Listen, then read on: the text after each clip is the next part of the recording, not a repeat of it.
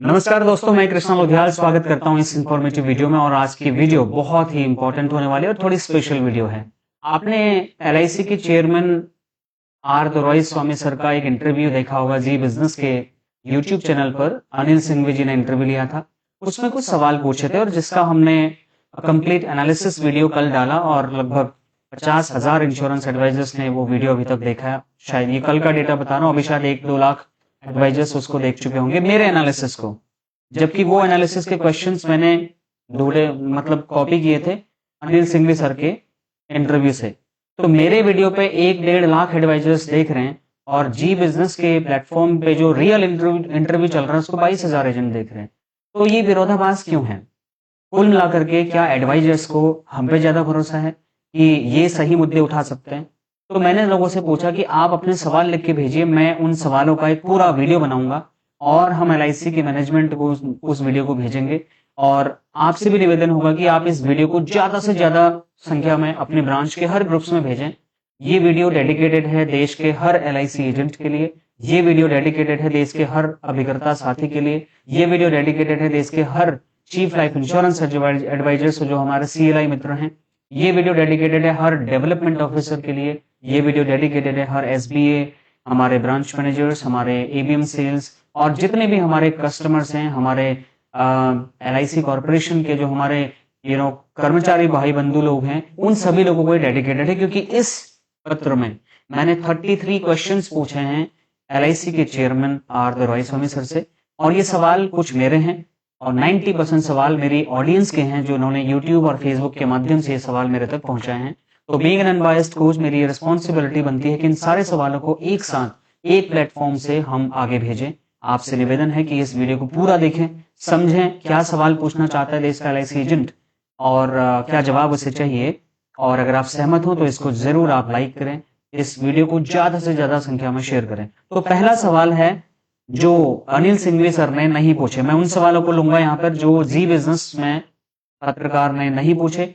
ये सवाल पूछने चाहिए थे जो मैं यहाँ पर पूछ रहा हूँ, राइट। तो पहला सवाल है क्लॉबैक को लेकर। आप सभी जानते हैं अगर एलआईसी पॉलिसी में क्लॉबैक अगर इंप्लीमेंट होता है, क्लॉबैक आता है और एलआईसी पॉलिसी वापस हो जाती है, तो पहला सवाल हमारा सर से है कि क्या एलआईसी क्लॉबैक को लेकर के आ रही है या नहीं। इस पर स्पष्ट रूप से कंफर्मेशन दिया जाए, लिखित तौर पर एडवाइजर्स को सुनिश्चित किया जाए कि क्लॉबैक के बारे में एलआईसी का क्या प्लान है। क्योंकि अगर पॉलिसी बंद होती है तो एजेंट का पूरा आर्थिक बोझ, उस पॉलिसी का पूरा बोझ एजेंट के ऊपर क्यों पड़े, इसके ऊपर एलआईसी का क्या प्लान है उसको डिटेल में बताना चाहिए, जिससे हमारे अभिकर्ता साथियों को जो भ्रम की स्थिति बनी हुई है वो कंफ्यूजन क्लियर हो जाए। दूसरा सवाल, एलआईसी अपने एजेंटों को डिजिटल मार्केटिंग सिखाने के लिए किस पर निर्भर करती है, किस पे डिपेंडेंट है। आप सभी इस बात को अच्छे से जानते हैं कि एलआईसी ऑफ इंडिया में जितनी भी ट्रेनिंग्स आजकल हो रही है, मैं अप्रिशिएट करता हूं जिस लेवल की ट्रेनिंग हो रही है, कोशिश अच्छी जा रही है। आई होप उस पर और इम्प्रूवमेंट कर रहे होंगे मैनेजमेंट के लोग, लेकिन एजेंटों को खुद ही डिजिटल मार्केटिंग आज सीखना पड़ता है। और यहाँ पर क्या है, अगर एजेंटों को खुद ही डिजिटल दुनिया में एलआईसी ने छोड़ दिया तो फिर एलआईसी किस तरीके से अपने मार्केट शेयर को बचा पाने में सक्षम होगी, बहुत बड़ा सवाल है। इस पर एलआईसी का क्या सोचना है एडवाइजर्स की ट्रेनिंग को लेकर, खासकर डिजिटल मार्केटिंग, इस पे आर दोरई स्वामी सर प्लीज बताएं। तीसरा, एलआईसी अपने एजेंटों को एआई की ट्रेनिंग कब और कैसे देने जा रही है, क्योंकि अब एआई बहुत आगे बढ़ चुका है और एलआईसी के चेयरमैन कहते हैं वो एलआईसी में खुद बहुत हद तक एआई को इंप्लीमेंट कर चुके हैं।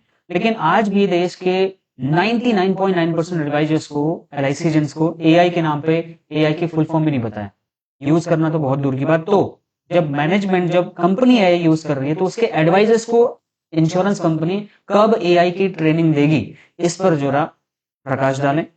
उसके बाद चौथा क्वेश्चन है, एलआईसी एजेंटों का कमीशन महंगाई के हिसाब से क्यों नहीं बढ़ाया गया है। एलआईसी एजेंटों ने पूछा है कि एलआईसी लगातार मुनाफे में है, एलआईसी लगातार नए नए कीर्तिमान स्थापित कर रही है, बहुत ज्यादा प्रॉफिट है, 12-12 हजार करोड़ का डिविडेंड सरकार को दे रही है और खर्च यहां पर बढ़ रहे हैं ये जानती है, तो एजेंटों की वास्तविक कमाई क्यों नहीं बढ़ रही है, वो प्रॉफिट कहां जा रहा है।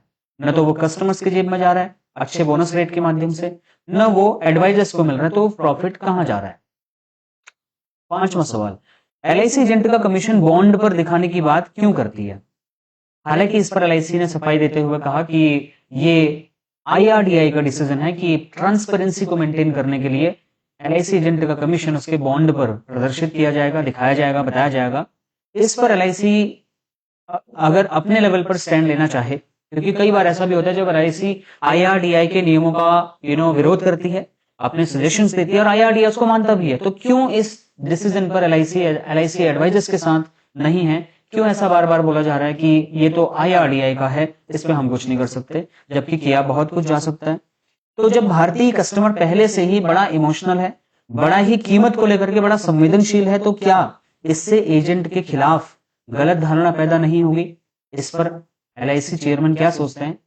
जनता जवाब जानना चाहती है। छठा सवाल, ऐसे 33 क्वेश्चन से प्लीज वीडियो लास्ट तक देखिएगा। LIC एजेंटों के लिए कोई ड्रेस कोड क्यों नहीं है? आपने देखा होगा most of the private insurance companies में ड्रेस कोड फॉलो किया जा रहा है। अगर एजेंट LIC का चेहरा है तो फिर उसकी प्रोफेशनल पहचान इतनी धुंधली क्यों है? LIC का तो चेहरा बहुत ब्राइट है, बहुत अच्छा है, लेकिन इसके लिए LIC को एक मानक क्यों नहीं बनाना चाहिए एडवाइजर्स के ड्रेस कोड को लेकर के? इस पर प्रकाश डालना चाहिए। सातवां, LIC के एजेंट्स रिवॉर्ड अभी भी इतने पुराने और उबाऊ टाइप के क्यों हैं कि एडवाइजर्स को उन पे कोई इंटरेस्ट ही नहीं है? बहुत अच्छी बात है, रिवॉर्ड्स होने चाहिए, आई अप्रिशिएट, लेकिन जिस लेवल के रिवॉर्ड एंड रिकॉग्निशन LIC में चलाए जा रहे हैं, क्या आप उससे सहमत हैं? क्या एक एडवाइजर उससे सहमत है? नहीं है, क्योंकि मेरे हजारों कमेंट्स इससे भरे पड़े हैं, वो इसकी मजाक बनाते हैं। तो इस पर आर दरोई स्वामी सर से पूछा जाना चाहिए कि इसको इंप्रूव करने के लिए अच्छे रिवॉर्ड एंड रिकॉग्निशन लेके आने में LIC को कौन सी चीज रोक रही है? आठवां सवाल, LIC नंबर ऑफ पॉलिसीज पर इतना जोर क्यों देती है? जितने भी कॉम्पिटिशन आप देखोगे, number of policies, number of policies, number of policies, क्यों? जब देश में इतना पेनिट्रेशन कम है, क्यों नंबर ऑफ लाइफ पे काम करने के बारे में LIC एडवाइजर को नहीं बताया जाता है? ये एक बहुत बड़ा सवाल है माय डियर फ्रेंड्स। उसके बाद अगर हम बात करें 9वें क्वेश्चंस की, तो LIC अपने एडवाइजर्स की वेलफेयर स्कीम्स को कब अपग्रेड करेगी? ये बहुत बड़ा सवाल है एडवाइजर्स का। उनका कहना है कि आज की महंगाई और एजेंटों की बदलती जरूरतों के हिसाब से पुरानी जितनी भी कल्याणकारी योजनाएं LIC ने चलाई हैं, वो उन पे एडवांसमेंट नहीं हुआ है, अगर हुआ है तो ना के बराबर। इस पर LIC के चेयरमैन क्या बोलते हैं? 10वां सवाल, LIC अपने CLIA बंधुओं के लिए, डेवलपमेंट ऑफिसर्स के लिए लीडरशिप की कोई ठोस और मजबूत और बड़ी प्रोफेशनल लेवल की ट्रेनिंग क्यों नहीं देती है? LIC का, अगर आपको डेटा पता होगा, जितने एजेंट्स रिक्रूट किए जाते हैं उससे ज्यादा टर्मिनेट हो रहे हैं या उससे ज्यादा खुद ही छोड़ के चले जा रहे हैं। तो एट्रिशन रेट जो LIC का है बहुत ही ज्यादा उदासीन है। जितने डेवलपमेंट ऑफिसर्स मेरी इस वीडियो को देख रहे होंगे, माफी चाहूंगा, मैंने आपकी दुखती रग पर हाथ रखा, लेकिन ये बात सच है, आप ये जानते हैं। इसमें गलती आपकी नहीं है, मैनेजमेंट की मिस्टेक ये हो सकती है कि आपको सही लेवल का लीडरशिप ट्रेनिंग नहीं दिया गया है ताकि आप अपने एडवाइजर्स को रिटेन कर पाए, उनको रोक पाए। तो इसके लिए LIC अपने डेवलपमेंट ऑफिसर्स के लिए क्या रणनीति बना रही है जिससे LIC का वर्कफोर्स, खासकर अगर हम एजेंट की बात करें, वो LIC को छोड़ के ना जाए? इस पे बहुत ही इंपॉर्टेंट क्वेश्चन है ये। 11वां क्वेश्चन, ऐसे 33 क्वेश्चन से छोड़ के मत जाना। 11 सवाल, LIC मुनाफे में तो है, पॉलिसी होल्डर्स को रिटर्न इतना कम क्यों मिल रहा है?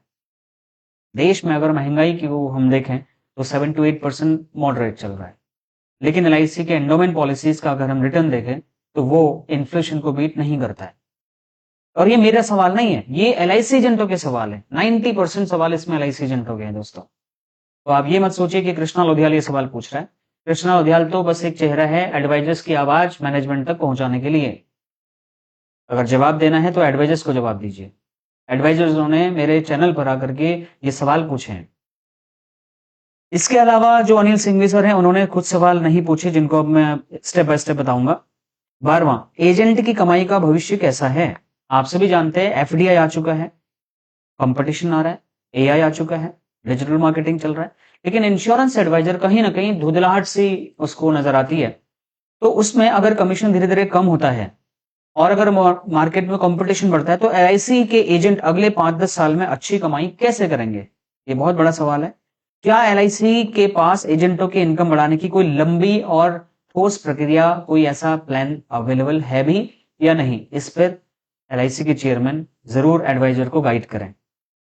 13th नंबर का क्वेश्चन है, 13वां, एजेंटों को सिर्फ पॉलिसी बेचने वाला क्यों माना जाता है? जब एजेंट कस्टमर्स की पूरी जिंदगी की फाइनेंशियल प्लानिंग में हेल्प कर रहा है, उनको अलग अलग टाइप की पॉलिसीज सजेस्ट कर रहा है, तो एलआईसी उसे सिर्फ डिस्ट्रीब्यूटर की तरीके से क्यों देख रही है? क्यों एलआईसी एजेंटों को एक प्रोफेशनल एडवाइजर का दर्जा एलआईसी नहीं दे पा रही है? इसके पीछे क्या रीजन है सर? ये एलआईसी एजेंट जानना चाहते हैं। 14th नंबर का क्वेश्चन है, एजेंटों को कस्टमर्स का डेटा और डिजिटल टूल्स क्यों नहीं मिलते हैं? आज की डेट में उस पर हम आएंगे जो एलआईसी ने सेल्स साथी ऐप लॉन्च किया है, उसके बारे में इंटरव्यू में सर ने बहुत अच्छा बताया डिटेल में। लेकिन मेरे पास जो कमेंट्स आए हैं उनमें एलआईसी एजेंट उसकी कंप्लेन कर रहे हैं। वो कह रहे हैं कि वहां पर बहुत सारी फैसिलिटीज जो चलनी चाहिए वो तो है ही नहीं, बकायदा उल्टा एलआईसी ने बहुत सारी सर्विसेज अपने वेबसाइट से भी खत्म कर दी है। तो फिर एडवाइजर्स को अगर कस्टमर्स की लाइफ में हेल्प करना है, उनको उसका पूरा रिकॉर्ड नहीं मिल पा रहा, उनको फॉलोअप नहीं मिल पा रहा, रिन्यूअल का सिस्टम नहीं मिल पा रहा, बर्थडे मैच्योरिटी जैसा बहुत इंपॉर्टेंट और आसानी से उनको डेटा वो नहीं मिल पा रहा है। क्या एलआईसी एक मजबूत सीआरएम का सिस्टम खुद से डिजाइन नहीं कर सकती? मार्केट में आपने देखा होगा बहुत सारे थर्ड पार्टी कंपनीज एलआईसी के पोर्टल पे लॉगिन करके डेटा सिंक करती हैं। ये मुझे कहीं ना कहीं इलीगल एक्टिविटी के अंतर्गत लगता है और इस पे बहुत बड़े सवाल या निशान खड़े हो सकते हैं। और इस टाइम पर वो सारे थर्ड पार्टी कंपनीज का भी डेटा सिंक नहीं हो रहा है और एलआईसी की वेबसाइट से भी कई बार डेटा सिंक नहीं हो पा रहा है। तो इसके पीछे क्या प्रॉब्लम है? ये बहुत बड़ी प्रॉब्लम है, हमारे एडवाइजर्स सर्विसिंग नहीं दे पा रहे। और वहीं आईआरडीए कहता है कि हम एफर्ट बेस्ड कमीशन लेके आना चाहते हैं। भैया एफर्ट लगाने के लिए हमें डेटा चाहिए, डेटा हमें मिल नहीं पा रहा है, इसके लिए एलआईसी एजेंट्स जवाब मांग रहे हैं। 15वां सवाल, एजेंटों के लिए एक ही आधुनिक मोबाइल सिस्टम क्यों नहीं बनाया गया है? क्यों कभी डाइस के नाम से, क्यों कभी सेल साथी के नाम से, क्यों कभी एलआईसी मित्रा के नाम से, क्यों कभी अलग अलग तरीके से, क्यों इतने सारे एप्लीकेशंस में एडवाइजर्स को कंफ्यूज किया जा रहा है? क्यों? एलआईसी बहुत बड़ी संस्था है, तो दुनिया का सबसे बेस्ट सॉफ्टवेयर इंजीनियर को हायर कर सकती है, दुनिया का सबसे बेस्ट एजेंसी को हायर कर सकती है ऐसा सीआरएम टूल बनाने में जो दुनिया में सबसे बेस्ट हो। एलआईसी के पास पैसे की कमी नहीं है, तो फिर क्यों एलआईसी के एजेंटों को एक सही अच्छा कस्टमर रिलेशनशिप मैनेजमेंट टूल नहीं दिया जा रहा है? इसके पीछे क्या रीजन है? ये अभी तक हमने 15 सवाल पूछे हैं, अब मैं बढ़ रहा हूं अपने 16वें सवाल की तरफ। 16 नंबर का क्वेश्चन है दोस्तों, नए एजेंट इन एलआईसी के साथ क्यों नहीं टिक पाते हैं? इसके पीछे क्या रीजन है? एलआईसी हर साल बहुत नए एजेंट जोड़ रही है, लेकिन उनमें से 3 से 5 साल के बीच में एलआईसी एजेंट छोड़ के जा रहे हैं, सक्रिय नहीं हो पा रहे हैं। एक बड़ी संख्या में अगर एडवाइजर निष्क्रिय होते रहे तो एलआईसी में जो एडवाइजर्स की संख्या है वो बहुत कम रह जाएगी और एलआईसी का जो मार्केट शेयर है वो बहुत कम हो सकता है। इस पर एलआईसी की क्या रणनीति है कि अपने एडवाइजर्स को रिटेन करके रोक करके रख सकती है? ये सवाल तो उस इंटरव्यू में पूछे नहीं गए सर। 17 नंबर का क्वेश्चन, नए एजेंट को शुरुआत में इनकम सपोर्ट क्यों नहीं मिलता है? इस पर मैं अपनी तरफ से एक चीज बोलना चाहूंगा कि बीमा सखी करके जो चीज लेके आई गई थी उसमें उसको हम अप्रिशिएट करते हैं, बट जो एडवाइजर यहाँ पर मेल एडवाइजर यहाँ पे जुड़ रहे हैं उनके साथ भेदभाव क्यों भाई? क्या उनके ऊपर जिम्मेदारी नहीं है? क्या उनको स्वाभिमानी नहीं बनना है? क्या उनको सेल्फ डिपेंडेंट नहीं बनना है? तो सिर्फ महिलाओं के लिए यहाँ पर स्कीम जो लेके आई गई है, ऐसा कुछ पुरुष एडवाइजर्स जो नया बच्चा एडवाइजरी फॉर्मेट में आता है, एजेंसी लेता है, उसके लिए क्या सिस्टम है एलआईसी में? क्या कुछ बदलाव एलआईसी करना चाह रही है या बस जैसे चल रहा है वैसे ही चलेगा? महिला एजेंटों के लिए अलग से सुविधाएं क्यों नहीं है? महिला एजेंटों की संख्या और भागीदारी बढ़ाने के लिए एलआईसी के पास खास योजना क्या है? अगर हम बीमा सखी योजना की बात करें तो इस योजना में कोई बहुत बड़ी बढ़त नहीं दिखाई दी है, राइट? हालांकि लगभग 1.5 से 2 लाख बीमा सखियां आई बिलीव रिक्रूट हो चुकी हैं, तो उसमें उनका अभी परफॉर्मेंस क्या है? बहुत डाउन है, तो वो नहीं कर पा रही है, उनको प्रॉपर सपोर्ट नहीं मिलता। मेरे पास बहुत सारी बीमा सखियों के कॉल आते हैं, वो कहते हैं सर हमारे को कोई ट्रेनिंग नहीं मिल पा रही है, हमारे को कोई सपोर्ट नहीं मिल पा रहा है ब्रांच के लेवल पे। तो इसके लिए सर क्या है प्लानिंग, ये बताया जाए। एजेंट की जो प्रतिष्ठा है, जो रेपुटेशन है मार्केट में, वो कैसे बढ़ेगी? इसके लिए एलआईसी अपने लेवल पे क्या तैयारियां कर रही है? जब कस्टमर एजेंट को सिर्फ कमीशन लेने वाला समझता है ना, तो एलआईसी एजेंट की जो प्रोफेशनल इमेज है वो खराब हो जाती है। उसको सुधारने के लिए एलआईसी क्या कर रही है? ऐसा नहीं है कि सर एलआईसी बस एजेंट बना दिया, पॉलिसी बेचो, राइट? 96% बिजनेस अगर एजेंट दे रहे हैं तो एजेंट का हक है कि उसकी बात सुनी जाए। परसिस्टेंसी खराब होने पर सिर्फ एजेंट ही जिम्मेदार क्यों? अगर कस्टमर की आर्थिक स्थिति खराब हो रही है और वो पॉलिसी बंद कर रहा है, भैया उसमें एजेंट की क्या मिस्टेक है? बताइए सर। अगर वो प्रीमियम नहीं भर पा रहा तो मेरे इंश्योरेंस एजेंट का कमीशन क्यों कटा जाएगा, क्यों वापस लिया जाएगा? इसके लिए उसको जिम्मेदार काहे को ठहराया जा रहा है सर, बताइए। 22वां सवाल, ग्राहक को सिर्फ प्राइस कंपेयर करने की सुविधा मिलेगी तो एजेंट का क्या होगा? अगर बीमा सुगम लॉन्च हो रहा है, कस्टमर अलग अलग कंपनी का प्रीमियम यहां पर क्या करेगा, कंपेयर करेगा और बेनिफिट आसानी से कंपेयर करेगा, तो एलआईसी एजेंट की वैल्यू क्या रहेगी? ये सवाल अनिल सिंघवी जी ने पूछा था दूसरे तरीके से, लेकिन वहां पे सर का जवाब था कि देखो हमारे ना 3 लोग हैं, एजेंट एलआईसी पे भरोसा करता है, कस्टमर एलआईसी पे भरोसा करता है और कस्टमर एलआईसी एजेंट पे भरोसा करता है और एलआईसी एजेंट एलआईसी पे भरोसा करती है। इसके हिसाब से देखा जाए तो प्राइस कंपैरिजन के बावजूद एलआईसी पूरी तरीके से अपनी डोमिनेंस बनाने में सफल रहेगी, ऐसा आर दरवाई सर ने बोला था। लेकिन इस पे सवाल ये बहुत जरूरी ये है कि सीईओ ने खुद ये बोला कि बीमा सुगम आने वाला है, कंपटीशन बढ़ने वाला है। उन्होंने ये बोला कि डिस्ट्रीब्यूशन और बीमा सुगम दोनों साथ में चल सकते हैं। लेकिन क्या आपको नहीं लगता कि इंश्योरेंस एडवाइजर्स को कहीं ना कहीं थोड़ा सा इंफीरियरिटी कॉम्प्लेक्स नजर आ रहा होगा? कंपटीशन बढ़ेगा तो उसके लिए एडिशनल सपोर्ट की रिक्वायरमेंट जब पड़ेगी तो एलआईसी अपनी तरफ से बीमा सुगम के कंपटीशन में एलआईसी एजेंट को सपोर्ट करने के लिए क्या कर रहा है, ताकि कस्टमर ऑनलाइन ना जाए और एलआईसी एजेंट से पॉलिसी ले, इसके लिए क्या कर रहा है? 23rd नंबर का क्वेश्चन, क्या एलआईसी एजेंट को फी बेस्ड एडवाइजरी की तरफ लेके जा रही है? जब कमीशन पर दबाव बढ़ रहा है, आईआरडीआई आए दिन अलग अलग चीजें बोलता है, तो क्या भविष्य में एलआईसी भी एजेंट को सिर्फ कमीशन के बजाय एडवाइजरी या सर्विस के लिए अलग से फीस लेने की अनुमति पर विचार कर सकता है या अलाउ करेगा? इस पर बात होनी चाहिए, इस पर जवाब देना चाहिए एलआईसी चेयरमैन को। एजेंटों को दूसरी कंपनियों से कंपटीशन करने के लिए क्या मिलेगा? आप कहते हैं आप सिर्फ एलआईसी करिए और कस्टमर कहता है नहीं मैं एचडीएफसी लाइफ का पॉलिसी लूंगा, मैं आईसीआईसी का लूंगा, और हमारा एलआईसी एजेंट क्या करे? Private companies digital marketing, CRM, training, incentive में बहुत तगड़ा पैसा इन्वेस्ट कर रही हैं।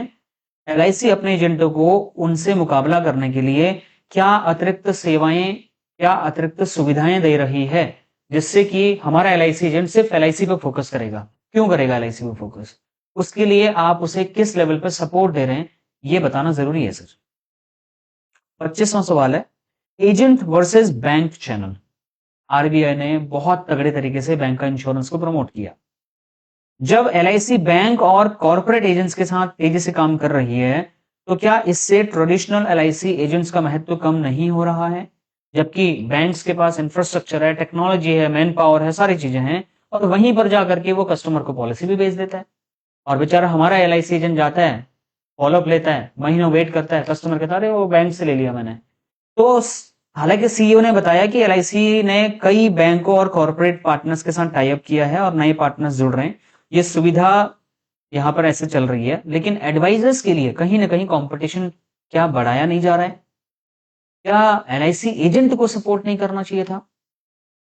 इस पर सवाल है एडवाइजर्स का, इस पर जवाब चाहिए। 26 नंबर का क्वेश्चन है, एजेंट की एक्सक्लूसिव आइडेंटिटी का क्या? एलआईसी एजेंट की कोई एक्सक्लूसिव आइडेंटिटी आज भी नहीं है दोस्तों। एलआईसी अपने ट्रेडिशनल एजेंट्स को ऐसी प्रोफेशनल पहचान देगी जिससे कस्टमर समझे कि ये एलआईसी का सर्टिफाइड फाइनेंशियल प्रोटेक्शन एडवाइजर है, या सिर्फ पॉलिसी बेचने वाला टैग लगा रहेगा उसके ऊपर? क्या एलआईसी ऐसा कोई एडवर्टाइजमेंट कर रही है एलआईसी एजेंट के सपोर्ट में कि अगर वो कहीं जाए तो उसके प्रोफेशनल इमेज के साथ देखा जाए और कस्टमर उस पर ट्रस्ट करे? इस पे सवाल है। 27वां, एजेंट के बच्चों और परिवारों के लिए क्या सुविधाएं यहां पर दी जा रही हैं जिससे वो फुल टाइम इस बिजनेस को ज्वाइन करने के लिए आए? जिस एजेंट ने 20-30 साल एलआईसी को दी है, उसके परिवार और बच्चों के लिए एलआईसी की वेलफेयर प्लानिंग क्या है? अब आप कहेंगे ग्रेजुइटी है, आप कहेंगे ग्रुप मेडिक्लेम पॉलिसी है। ये कुछ भी नहीं है सर जी, ये कुछ नहीं है। कोई बंदा 30 साल आपकी कंपनी में काम कर रहा है, 30 साल वो पता नहीं हजारों कस्टमर्स आपको दे रहा है, तो सर क्या उसको वेलफेयर स्कीम, पेंशन जैसी चीजें नहीं मिलनी चाहिए? इस पे एलआईसी का क्या कुछ प्लान है? 28वां सवाल, रिटायर्ड एडवाइजर्स का क्या होगा? उस पर LIC का क्या प्लान है? जो एजेंट उम्र के कारण काम कम कर देते हैं, किसी फिजिकल इलनेस की वजह से कम कर देते हैं, तो उनके लिए LIC की क्या कोई सम्मानजनक स्कीम है? पोस्ट रिटायरमेंट इनकम या वेलफेयर व्यवस्था, ऐसा कुछ है? क्यों नहीं है? अगर नहीं है तो इतने सालों बाद भी क्यों नहीं है? जवाब चाहिए। 29 क्वेश्चन, MDRT जैसी उपलब्धियों के बाहर सामान्य एजेंट क्या? मतलब LIC के जो रिवॉर्ड्स हैं वो अक्सर टॉप परफॉर्मेंस प्रोवाइडर्स के लिए बहुत तगड़े होते हैं, राइट? और जो रिवॉर्ड्स हैं उस पर हम सवाल वैसे पूछ चुके हैं। तो जो एजेंट लगातार अच्छा लेकिन छोटा कारोबार कर रहा है, उसके लिए क्या कोई खास रिकॉग्निशन है LIC में? बस एक मेडल दे देना, आसपास का कोई टूर ट्रांसपोर्ट करा देना, it's not something which helpful to take their family to the next level. क्या मॉनेटरी बेनिफिट्स कुछ दे रहे हैं आप? बढ़िया, monetary benefits. 30th question, agent की शिकायत का सिस्टम कितना मजबूत है? अगर कोई एडवाइजर अपने ब्रांच मैनेजर से खुश नहीं है, अगर वो अपने DO से खुश नहीं है, अगर अपने ब्रांच के किसी कर्मचारी से खुश नहीं है, या कोई और उसको कोई प्रॉब्लम चल रही है, तो अगर किसी एजेंट को ब्रांच, DO या डिवीजन से कोई समस्या है तो वो किसके पास जाएगा? कोई है ऐसा सिस्टम जहां पर उसकी कंप्लेन सुनी जाएगी? वो अपनी कंप्लेन दर्ज करा सकता है, उसका एक टैग लिखा हुआ हो कि भैया इतने टाइम में आपका कंप्लेन सुना जाएगा। कोई HR फैसिलिटी एडवाइजर के पास है ही नहीं। कौन सुनने वाला है एडवाइजर्स की? इस पे LIC क्या काम कर रही है? एजेंट की परफॉर्मेंस, अगर सपोर्ट नहीं मिल रहा है तो परफॉर्मेंस देखी जा रही है। क्यों देखी जा रही है? DO डेवलपमेंट ऑफिसर्स की जवाबदेही क्या है? CLIs की जवाबदेही क्या है? ब्रांच मैनेजर्स की जवाबदेही क्या है एडवाइजर्स के लिए? इस पर जवाब दें। 32 नंबर का क्वेश्चन, एजेंट की ट्रेनिंग और सिर्फ प्रोडक्ट ट्रेनिंग क्यों हो रही है? ब्रांच में जितनी भी ट्रेनिंग आज के डेट में हो रही है वो 90% of the time product training हो रही है। हालांकि यूनिट मीटिंग्स LIC पैसा देती है, आई अप्रिशिएट दैट। उसमें कोई मोटिवेशनल स्पीकर को बुला करके ये लोग कुछ अपना मोटिवेट करने की कोशिश करते हैं, इट्स गुड। लेकिन मोस्ट ऑफ द टाइम जब आप देखेंगे जो ट्रेनिंग हो रही है वो प्रोडक्ट ट्रेनिंग बेसिस होती है। प्रोडक्ट के ऐसे पेजेस आपको मिलेंगे और बोला जाएगा कि अब आपको इतने दिन का टाइम है और आपको ये पॉलिसी करनी है, आपको ऐसा ऐसा कुछ बेनिफिट मिलेगा। LIC एजेंट को प्रोडक्ट और रूल्स तो सिखाती है, लेकिन सेल्स साइकोलॉजी कौन सिखाएगा? कम्युनिकेशन स्किल कौन सिखाएगा? डिजिटल मार्केटिंग कौन सिखाएगा? Social media marketing, video presentation, digital marketing, AI, personal branding, customer behaviour कौन सिखाएगा? क्यों LIC ये टॉपिक्स अपने एडवाइजर्स को नहीं सिखा पा रही है? इस लेवल की आधुनिक ट्रेनिंग LIC एजेंट्स को कब मिलेगी? लास्ट सवाल और सबसे कंट्रोवर्शियल क्वेश्चन हो सकता है ये, अगर LIC एजेंटों को इतना महत्वपूर्ण मानती है, अगर कहती है कि LIC एजेंट हमारे बैकबोन हैं, 96% हमारे LIC एजेंट्स बिजनेस लेके आते हैं, तो फिर एजेंटों पर LIC इतना कम खर्चा क्यों कर रही है? बहुत बड़ा क्वेश्चन है ये, क्योंकि CEO ने इंटरव्यू में कहा कि एजेंट LIC की ताकत है, LIC एजेंट की रीढ़ है, LIC को यहां तक लेके आने में उनका बड़ा योगदान है। तो अनिल सिंघवी जी को तुरंत पूछना चाहिए था, भैया एक बात बताओ सर, आप एजेंटों को LIC की ताकत बता रहे हो, LIC बता रहे हैं कि LIC एजेंट सबसे ज्यादा बिजनेस आपके लिए लेके आ पा रहे हैं, सबसे बड़ी ताकत LIC एजेंट है। तो LIC एजेंटों का ट्रेनिंग, उनका development, technology, income, welfare, professional image का कुल कितना खर्चा, अमाउंट बता दीजिए, कितना खर्चा LIC कर रही है अपने एडवाइजर्स के वेलफेयर के लिए? ऐसा कोई सवाल पूछा ही नहीं है। चलिए 5 साल का अमाउंट बता दीजिए। 14-15 लाख एजेंट हैं आपके, इतना अमाउंट आप LIC एजेंट के वेलफेयर के लिए खर्चा कर रहे हैं। तो ये 33 क्वेश्चंस हमने जो आपको यहाँ पे बताए दोस्तों, ये बड़े बड़े इंपॉर्टेंट क्वेश्चंस हैं। अगर मैं कोई सवाल मिस कर गया हूं तो आप कमेंट करके जरूर बताएं, और इस वीडियो को ज्यादा से ज्यादा लोगों तक शेयर करें, और बड़ी विनम्रता के साथ, बड़े आदर सत्कार के साथ, बड़े ही रेस्पेक्ट और डिग्निटी के साथ हम सभी अभिकर्ता साथियों की तरफ से ये सवाल मैनेजमेंट से पूछते हैं, LIC के CEO से पूछते हैं, और उम्मीद करते हैं कि बहुत जल्दी इन पर जवाब दिया जाए। इन पर क्या एक्शन LIC ले रही है, इन चीजों के ऊपर में क्या प्लानिंग है, बताया जाए, ताकि एडवाइजर जो है ना खुश होकर काम करे, दिल लगा के काम करे और बड़ा तगड़ा काम कर सकता है। LIC के पास बहुत बढ़िया बढ़िया पॉलिसीज हैं। मैं बहुत सारी ट्रेनिंग करता हूँ LIC की, बहुत सारे एडवाइजर्स को सिखाता हूँ, रोज सिखाता हूँ 8 बजे, बहुत सारे कोर्सेज के माध्यम से सिखाता हूँ। वेबिनार में सिखाता हूं, लेकिन बावजूद इसके एलआईसी एजेंट कहीं ना कहीं एलआईसी से खुश नहीं है। ये मैं अपने कमेंट्स पढ़ने के बाद बोल रहा हूं। तो आई होप एलआईसी मैनेजमेंट इस पर जरूर अपना रिस्पॉन्स दें और एलआईसी एजेंट इस पर अपना रिस्पॉन्स जरूर दें कि ये जो सवाल आपने पूछे थे, आई होप मैं सही तरीके से रख पाया हूँगा। और मेरा कोई इंटेंशन नहीं है अपनी एलआईसी के ऊपर सवाल करने का या उनको कटघरे में खड़ा करने का, बट एज एलआईसी एजेंट ये हमारा हक है। और हमें उम्मीद है अपने चेयरमैन से, अपनी कॉरपोरेशन से बहुत उम्मीद है कि ज़रूर हमारी बातें सुनी जाएंगी और पॉजिटिव रिस्पॉन्स के साथ इसका जवाब मिलेगा हमें। और न सिर्फ जवाब बल्कि धरातल पर हमें इम्प्रूवमेंट्स देखने को मिलेगा। और वो दिन बहुत जल्दी आए जब हर एलआईसी एजेंट खुशी खुशी इस बिजनेस को दिन दुगुना रात चौगुनी तरक्की के साथ में आगे बढ़े, एलआईसी के साथ कंधे से कंधा मिला के जाए, बड़े कस्टमर्स के पास जाए, हर पॉलिसी के बारे में डिटेल जानकारी उसको प्रोवाइड कराए, सर्विसेज दे और एलआईसी अपना डोमिनेंस यूं ही मार्केट में बनाए रहे और एलआईसी के कस्टमर्स यूं ही बढ़ते रहें। ऐसे शुभकामनाओं के साथ मुझे दीजिए इजाजत। नमस्कार, धन्यवाद।